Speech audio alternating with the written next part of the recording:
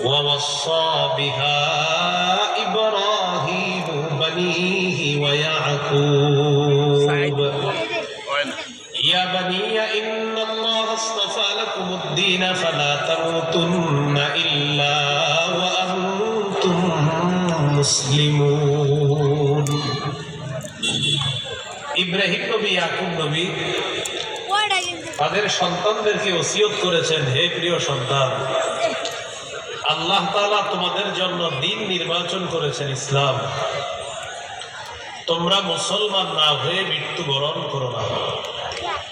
সূরা আলী ইমরানের 19 নম্বর আয়াতে আল্লাহ বলেন, ইন্নাদ দীনা ইনদাল্লাহিল ইসলাম, আল্লাহর কাছে একমাত্র দিন হলো ইসলাম।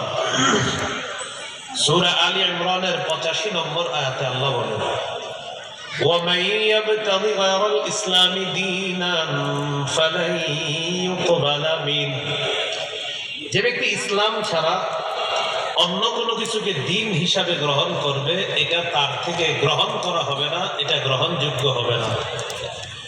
وَهُوَ فِي الْآخِرَةِ مِنَ الْخَاسِرِينَ, সে আখিরাতে ক্ষতিগ্রস্ত।